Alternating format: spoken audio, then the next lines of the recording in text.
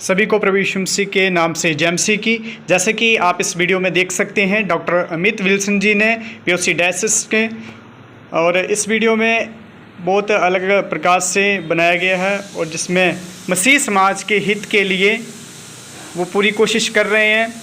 और आप भी इस पीओसी डायसिस के साथ जुड़ सकते हैं और काफ़ी लोगों तक इस वीडियो को पहुंचाने की कोशिश करें।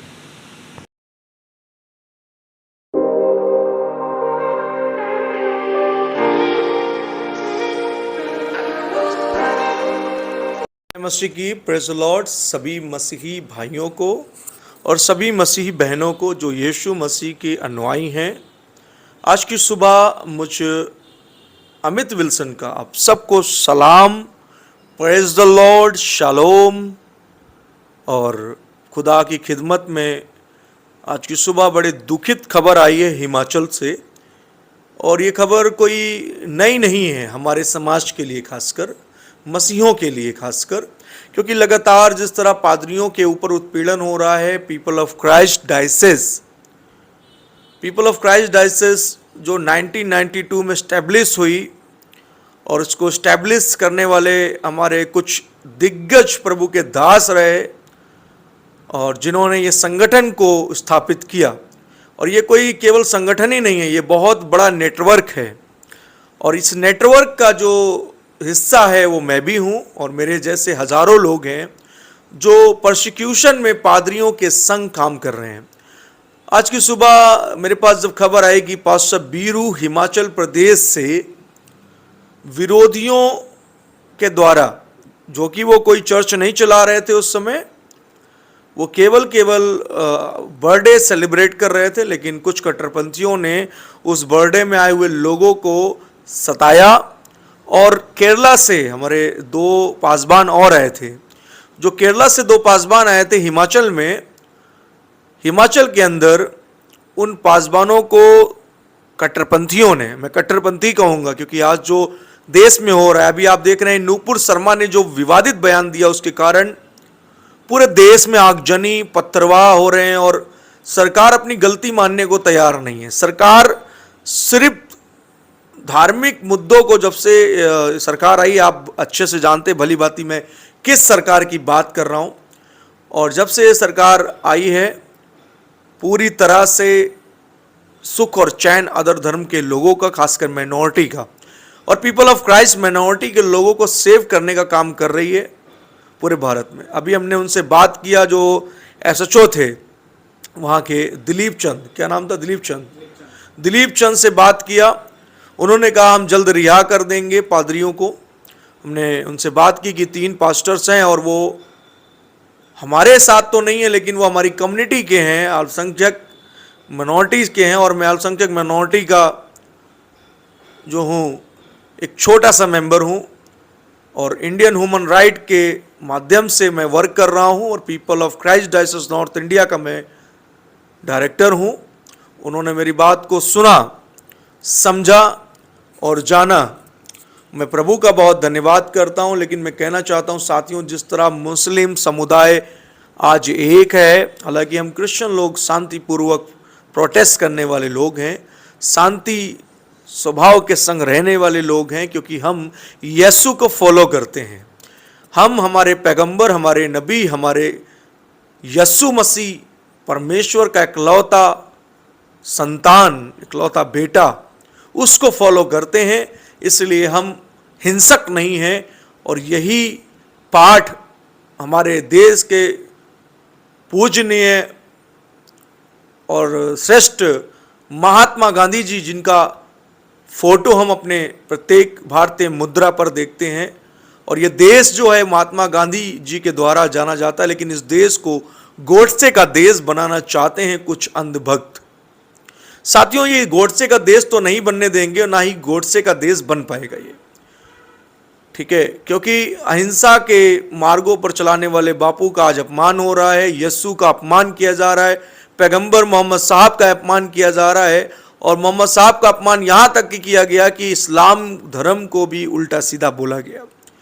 देखिए, जब आप किसी कौम के व्यक्ति को बोलते हैं तो शायद वो व्यक्ति इस बात को सुन लेगा।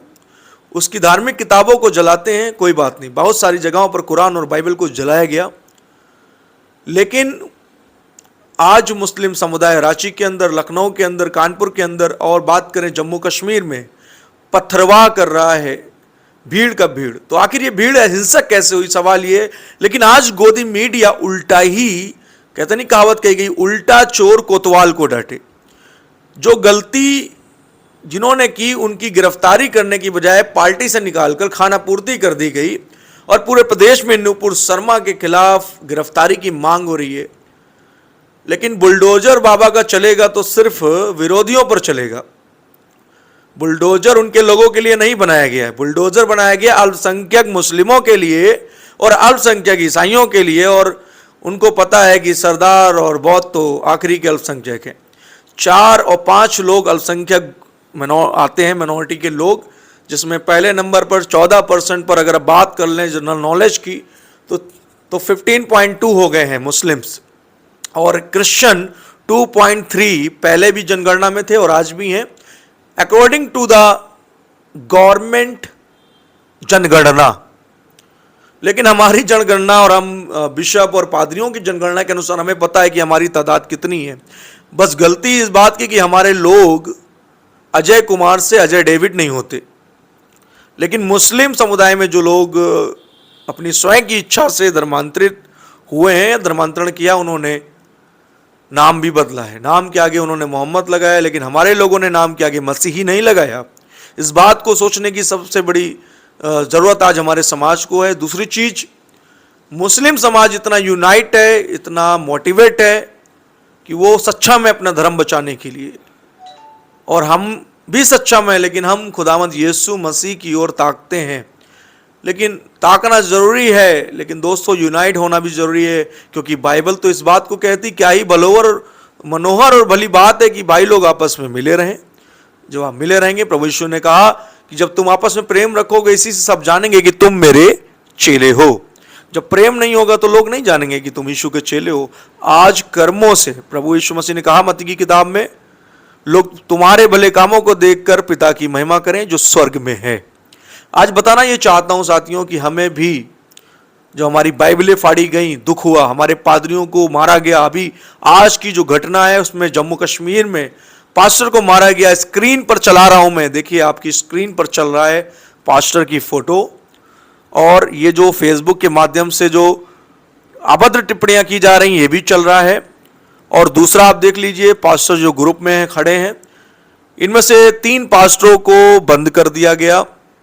आज जो अभद्र घटनाएं हो रही हैं उसकी एज अ बिशप मैं निंदा करता हूं, और निंदा करना जायज है। आज सरकारों को ज्ञापन दिया जा रहा है, सरकारों की कानों में रुई लगी हुई है, धर्म के नाम पर सिर्फ वो हिंदू तत्व का ही साथ देंगे। नारा था सबका साथ सबका विकास, लेकिन अभी विकास सिर्फ हिंदुओं का हो रहा है। क्या भारत अभी सेकुलर कंट्री हो गया है, जो कि भारत अभी क्या हिंदू कंट्री हो गया, जो कि भारत लोकतांत्रिक देश है और यहां पर सभी धर्मों के लोग रहते हैं। भारत इसी बात से पहचाना जाता है, लेकिन आज भारत को किसी दूसरी मुद्दे पर ले जा रहे हैं ये लोग। भारत का तिरंगा हटाकर भगवा फहराना चाहते हैं। मैं इन सब की आलोचना नहीं कर रहा हूं, लेकिन ये बताना चाह रहा हूं कि नेपाल जैसा देश हिंदू राष्ट्र बनने के बाद भी दुखी है, पाकिस्तान मुस्लिम राष्ट्र होने के बाद भी दुखी है। आप आखिर क्यों धर्म के लिए लड़ रहे हैं? आप शांतिपूर्वक रहें। हमें उस भारत को चाहिए जो 2010 में था। हमें वो भारत लौटा दो जो 2007 में था। हमें वो भारत लौटा दो जो 2009 में था। हमें वो भारत चाहिए। आज भारत की जो छवि है वो सारे देशों में खराब होती जा रही है। क्रिश्चियनों पर अत्याचार, मुसलमानों पर अत्याचार, यूं कह लीजिए अल्पसंख्यक को पूर्ण रूप से निशाना बनाया जा रहा है। साथियों, कमेंट करके बताएं कि क्या ये जो सरकार कर रही है ये सही है?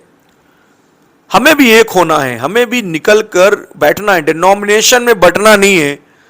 डिनोमिनेशन की बात नहीं करनी, हम एक खुदा के मानने वाले हैं। बेशक हमारे फेथ डिफरेंस होंगे, बेशक हमारे सब कुछ पहनावे भी डिफरेंस होंगे, बेशक हमारे खान पान भी डिफरेंस होंगे, संस्कृति भी डिफरेंस होगी, क्योंकि हम इंडिया में हैं और इंडिया एक ऐसा देश है जहां पर भिन्न भिन्न भाषा के लोग और भिन्न भिन्न संस्कृति के लोग हैं और भिन्न भिन्न आइडिया और विचारों के लोग हैं। हमारी विचारधारा दूसरे की विचारधारा से बिल्कुल मैच नहीं खाती, हमारा पहनावा दूसरे के पहनावे से मैच नहीं खाता।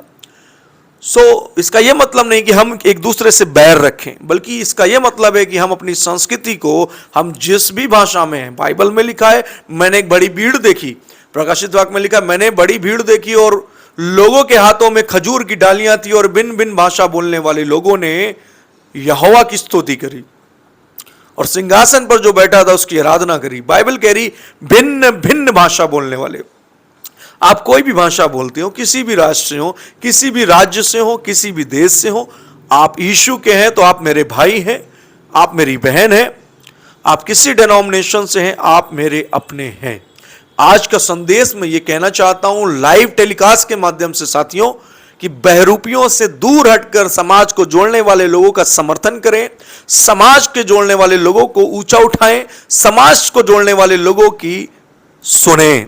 जब आप गलत लोगों की सुनेंगे तो आपके जीवन में, आपके परिवार में, आपके घरों में सब कुछ गलत ही होगा।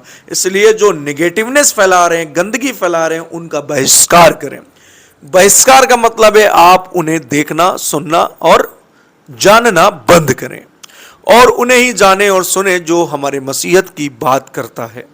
इसी संदेश के साथ मैं चाहूंगा मसीह समाज एक हो, नेक हो, एक साथ खड़ा हो। जय मसीह की। Praise the Lord.